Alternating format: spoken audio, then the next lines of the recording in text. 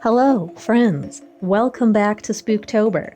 In today's video, I'm going to be showing you how I made this 3D glow-in-the-dark Oogie Boogie themed cake. You guys voted for him, so here he is.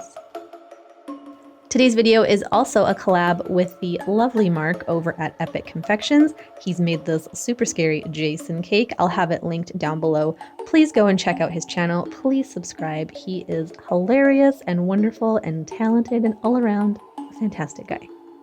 To get started on Oogie, I already have my internal support put together. If you need to see how to get to this point, I will link that video down below. I have this template of Oogie and I'm just lining him up so he's centered, and I'm adding a second nut you can see here right above the bottom of him. For some extra support, I'm adding 2 4-inch cake boards that I've just wrapped together with some tinfoil tape, and then I marked a hole in the center for the threaded rod. I'm securing that in place with another washer and another nut and just making sure that's as tight as I can possibly get it because I don't want this to wiggle around. Now that the structure is all put together, I need to add some more tinfoil tape over all the exposed metal to make this food safe, because you gotta do it. It doesn't matter if you sanitize the metal, you gotta cover it anyway. So now I'm going to start adding my cake. I'm using some 6-inch chocolate cakes and I'm just stacking those up with some vanilla buttercream. Just being careful to try and get that threaded rod right in the center of each cake so it's nice and equal on that board and there isn't going to be any weird weight distribution. I'm using my template to help me trim the sides down, and now I'm going to start carving away and just tapering the top of my cake ever so slightly, making sure to keep all of my offcuts. You could make this a bigger cake and just carve the whole dealie, but I like to sculpt. So I'm using some cake pop mixture, which is just my chocolate cake mixed with a little bit of buttercream, and I'm going to start rounding out the bottom.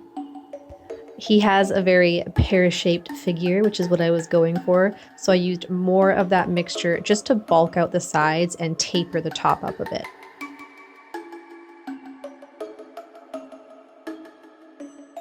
For underneath him, I have a 7-inch cake that I've already filled, and then I cut that right in half and just took those 2 halves and pushed them together.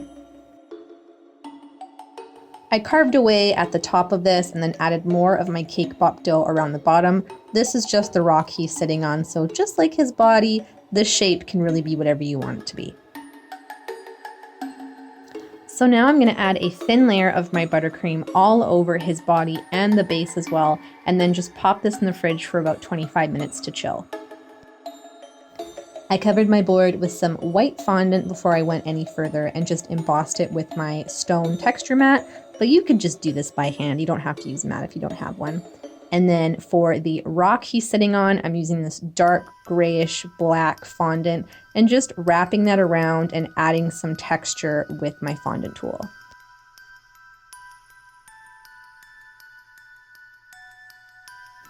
For his body, I'm using some pale green modeling chocolate, and the goal here is just to get him covered. I'm not worried about anything looking super pretty.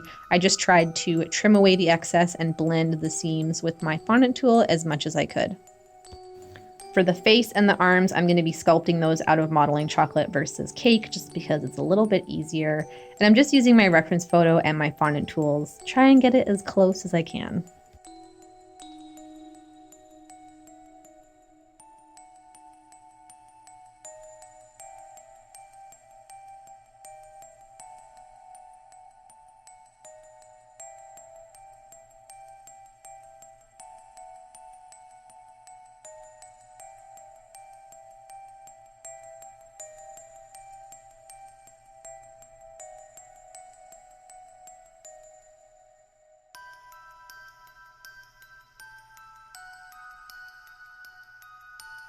So this is him all put together, everything's in the right spot, and now I'm just going to go in with my tools and really refine everything, add some indents in his stomach and below just to look like creases in the fabric.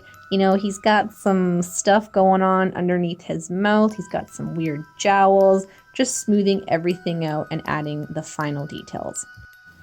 He's made of burlap, but I didn't have anything really I could recreate that texture with, so I'm just winging it. I'm using my cake decorating only toothbrush and adding in some texture, and then I'm going to go in with my X-Acto knife and just score in some really fine lines back and forth all over the place.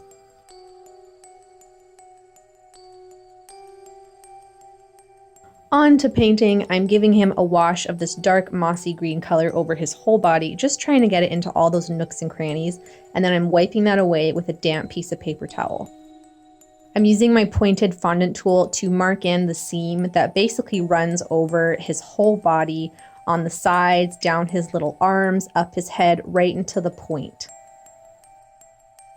Now for the glow-in-the-dark element, I'm using this Rolkem Lumos paint in Stellar Green, and I'm going to stipple this over his whole bod.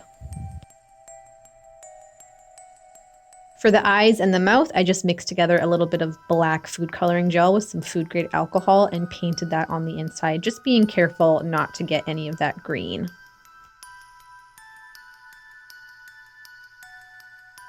With a fluffy brush and some black color dust, I'm going to shade all of the areas that would catch a shadow. So in all of the creases, underneath the arms, and all of the nooks and crannies. For the lip area, whatever you'd call this mouth flap, I just cut in some marks around the very edge, and then I'm filling that in with some black food coloring. I don't really know what this is, like the seams of his mouth, I guess, kinda. With more of that black, I'm running it into the seam that runs all along his body, just to give that a little more dimension. He's all stitched together, so I'm adding more pieces of my modeling chocolate, just adding them very haphazardly, crossing some, uncrossing others, whatever you want. I initially just gave these a wash of that same dark mossy green color, but I decided that they looked better being a little more pronounced, so I went over these with black as well. So there's a lot going on here. I know it looks like I jumped ahead, but all I did was paint the board black and then stippled on some white food coloring to give it more of that stone effect. And for the bugs, I thought the shapes just really spoke for themselves. I did really simple, like worms and really basic bugs.